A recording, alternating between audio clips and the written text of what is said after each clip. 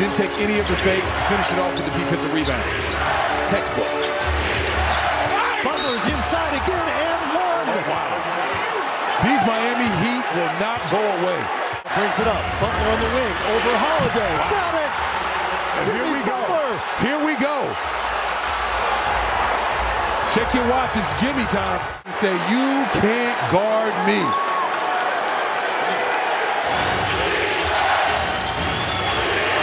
Over the top to Butler. Up and in.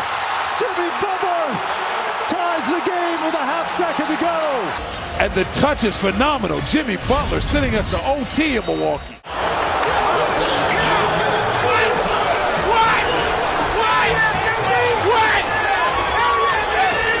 Is Brown doubled and trapped.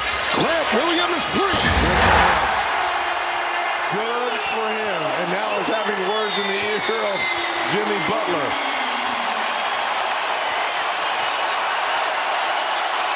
Williams defends Butler. A bump, the grind, the gyration, and the two in the foul. And they're having words. Look at this. That. Nose to nose. Yeah. Eye to eye. And he's cut. Or no. After that three by Grant Williams, he was having words with Jimmy Butler on the way down. Butler's got 25. Adebayo screen. Williams the defensive assignment. This is what he wants. Inside for the lead. He got it. That's what he wants. Grant Williams on him. The Celtics are going to have to come in double. You just can't watch Jimmy Butler wear you out and win the game going one-on-one. And Jimmy Butler once again putting the heat on his back and carrying him. Position by Webster. Hit ahead, Nene to the basket. Timeout, Chicago. I'd say they needed that. Look out, Nene and Butler butting heads, looking at each other. Nene loading up to throw a punch there. Noah gets in the way. They had collided, and like two Brahma bulls, they had their heads. Let's see, 1, 2, 3, 5 bulls out there. Forehead to forehead. Well, here you're going to see the play. And watch Butler here at the back end as Nene gives him a little chicken wing. Butler the head back, and look at this. Oh, yeah. And now watch here is Jason Phillips. I give him credit for getting in there. Nene grabbed the back of Butler's neck. This year, by the way, it's been 29 years on this date. Ooh. Butler goes strong. Jimmy Butler and a foul.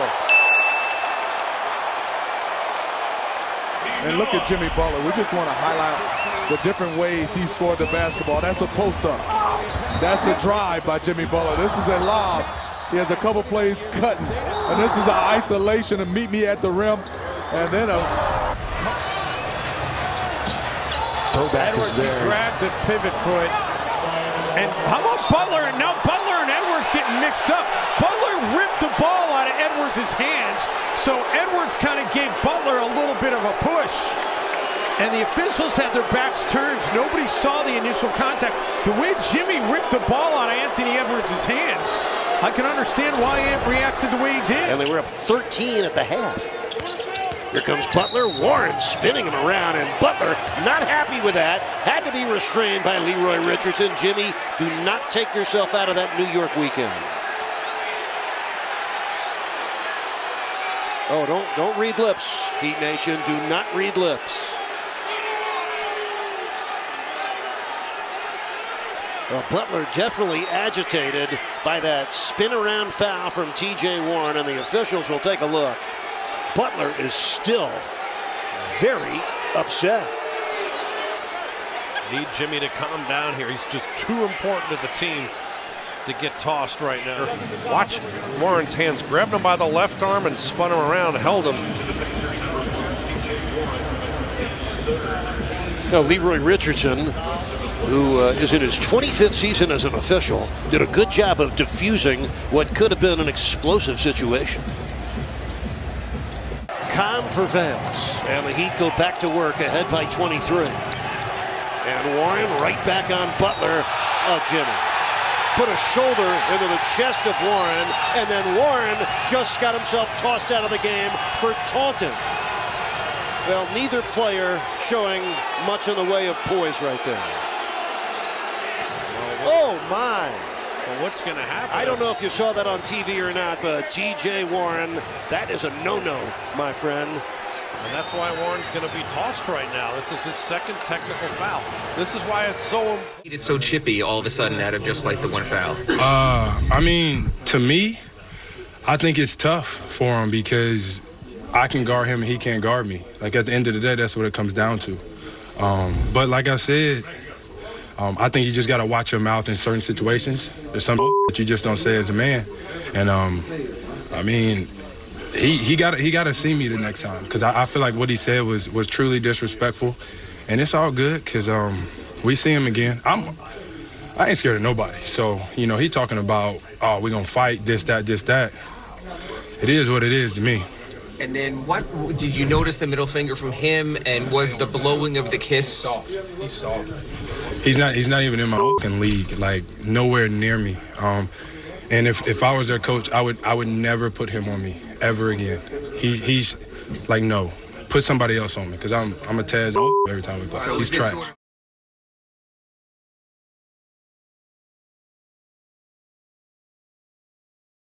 Speaking of Timberwolves, I have a funny story I want to tell y'all. So look, y'all remember when Jimmy Butler was on our team? Do we remember? Okay, so look, man, it's a story going out about that whole situation, why he left. I'm gonna tell y'all what really happened. So we were at practice one day. Jimmy ain't came to no workout. So workout started in September. We don't see Jimmy. Nobody's talking to Jimmy. Jimmy, we haven't seen Jimmy. Jimmy's my guy. It's my dog. Jimmy decides to show up. We start training camp. He comes 3 days after training camp start. He comes in. Jimmy walk in, his hand starts shaking. No, Michael we J. all Fox. laughing. We like, boy, look at Tibbs, boy. That boy hype. Look at it. What the? We all think Jimmy about to practice. Like, Jimmy want a new contract. Jimmy want a new contract. We think Jimmy gonna practice. Jimmy ain't practicing. Jimmy laying on there getting stretched out. Give him a massage while we running laps. We diving for loose balls. Tibbs said, we're gonna scrimmage. Jimmy hop up. I'm playing. He like, starters. Jeff, Jimmy, Wig, Taj, Cat. Jimmy said, I ain't playing with them. We all, damn. D Rose was like, well, Derek, you're in the starting group. D Rose was like, all right. Jimmy said, I'm playing with them. He picked the bad news Bears. It was there, no offense, but everybody in there, they wasn't gonna make the team. He like, I'm playing with them. We playing first game. All right, we play first game. Jumped the ball.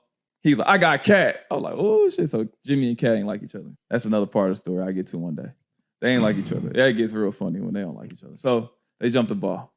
We throw it to Cat first play. Jimmy steal it. Go down, score. They go down, score. We're like, come on, Cat, post his little ass up, man. He can't guard you, blah, blah, blah. Jimmy like, fuck out of here.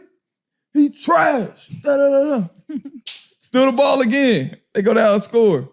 Jimmy start talking to the GM. Everybody in the gym. Yeah. Y'all better mother effing pay me. I'm like that. I'm like, he is nuts. I'm laughing. Not realizing what's coming with it. I'm laughing. Me and D Rose laughing. We in the game. We keep throwing the Cat. Cat finally scored. He too little. I'm like, yeah, Cat, talk to that motherfucker. Man, he ain't nothing. Boy, they go on this 10-0 run.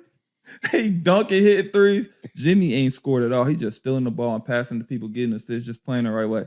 But he like doing everything. Time run out. They win. They beat us like 18-6, right? Man, Jimmy going crazy. Y'all think that team can win without me? I'm him. Pay me. Pay me. Mind you, he ain't took off his Jordan warm-up yet, right? He finally takes it off. He got the Timberwolves shirt on, but he cut the Minnesota out so it's just chest. Wow. He cut the Minnesota out the shorts. It's just shorts. He out here with a hole in the middle of his shirt, on the middle of his leg. So I'm crying now. Yo, I'm crying. I'm like, yo, bro, crazy. But I ain't realized like he just beat us with the D-League team, G-League team. So I'm like, he like, I just beat them with the G-Leaguers. This is your starters? So now I'm laughing. I'm still crying, laughing, but I'm like, hold on, he talking about me. Yeah, nigga. Yeah, I'm one of the starters. I'm like, hold on. He like, so I'm mad now. To me, all of us like, nah, F that. Like, we got to play again. So Tibbs like, nope, second unit, you got them. They beat the second unit. So we turned up. We all on sideline. Yeah, hey, come on, let's go. Yeah, we talking crazy. Jimmy just darts to the locker room. I'm talking about run fast as hell. So we play the second unit. We beat him. We all run the locker room like, Jimmy, bring your ass back out here. We want to play again. Jimmy gone. Jimmy gone. Jimmy at home. We keep playing. We have practice for like another hour. We all showering. We go in the locker room, ESPN pop up. You know what time it is? Rachel Nichols and Jimmy Butler on TV. We like, what the? He like, yeah, I just killed them at practice and I think they all good players. We like, what? Hold on. I can't make this up, bro. He came and killed us And dipped on y'all. and did an interview at home. One of the most iconic moments I ever been a part in basketball, bro. How you set up an interview knowing you about to kill? Because you ain't about to. He's goated for that. I always felt like Jimmy was goated for that. For sure. That dude was crazy. Bro, he had everything cut out Minnesota, bro. I was in tears. I'm crying, bro. He was doing a Rachel Nichols interview the same night. I'm just going to read a little bit of Adrian Wojnarowski's report on what happened there, that you were loud, emotional, passionate, we like to say, targeting Coach Tom Thibodeau, teammates like Karl Anthony Towns and Andrew Wiggins, that you told GM Scott Layton, quote, "You effing need me." How would you describe what happened today? A lot of it's true. A lot of it is true. But you got to think, I haven't played basketball in so long, and I'm so passionate, and I love the game, and I don't do it for any other reason except for to compete and go up against the best to try to prove that I can hang. So all my emotion came out at one time. Was it the right way to do it? No. But I can't control that when I'm out there competing. Like, that's my love of the game. That's raw me at my finest, me at my purest. That's what you're going to get inside the lines. And I was going to say, is it not the right way for it to come out? Do you think it was the wrong thing to do, or was it an okay thing to do? I think that I was honest. Was I brutally honest? Yes. But I think that that's the problem. Everybody's so scared to be honest with one another. If you didn't like the way that I handled myself in practice, one of the players come up to me. Somebody say something. Anybody. I'm not going to take it offense. It's not personal. Jimmy, you shouldn't have done that. Yeah, you probably right. I would have said, I ain't hooped in I don't know how long. I mean, I'm passionate about it. I love the game and I love to win. And that's all I was out there doing was competing. I'm being honest. Do I think so? No, I'm being honest with you. But is everybody going to be honest? No. No, everybody's not going to be honest. Like if you go and say, which one of y'all told what Jimmy said today in practice? Everybody, no, I don't know. You ain't be honest. I don't care. There ain't nothing we can do about it now, but be honest. Derrick Rose. Drop down to Gasol. Plumlee fell down in the middle of the lane, and he and Butler go at each other. Jimmy took exception to Plumlee.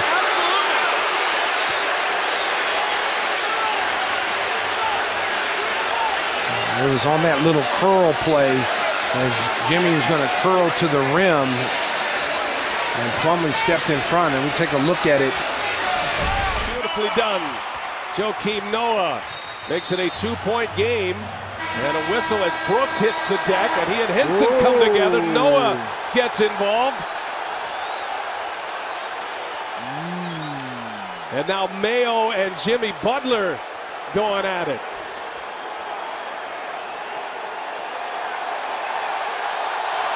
Well, this will be interesting to see how they sort this one out. Initially, it was Brooks and Henson. Jason Kidd asked his team. And advantage. But the Bucks have been able to swarm those sets with their defense. So it'll be interesting to see if Chicago tries to open it up a little bit. Don't fiddle too much with it. Okay, that's what happened there. The Bulls are a good defensive team as well. And you're right, Jim, they execute Jim right in front of the pop-up zone. Well executed.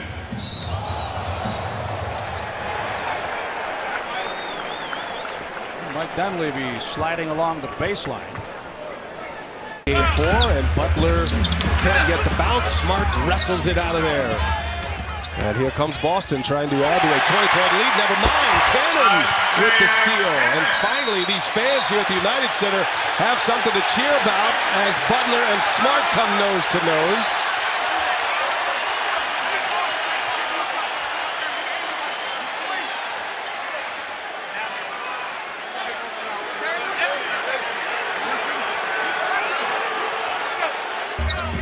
Feels like right now he's getting fouled, and Isaiah comes in there and takes it from him.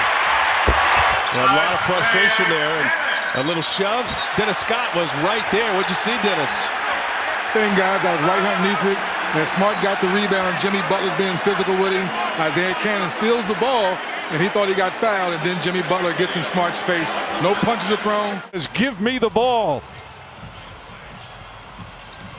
Butler the drive, the runner, he banks it in. Oh, what a masterpiece from Jimmy Butler. And the Heat go up by 9 with 1:13 remaining. And I think he's saying they're in trouble. Very interesting. Well, the Chicago Bulls, a won by 21 in Charlotte last night. Much better now that we got a dub. I heard that. That makes everybody feel good. Here comes your buddy, by the way. I mean, he's slow strolling it in, too. Might as well. We got a dub because of him. Locked up cat. What about that guy right there? Does a little bit of everything. Yeah.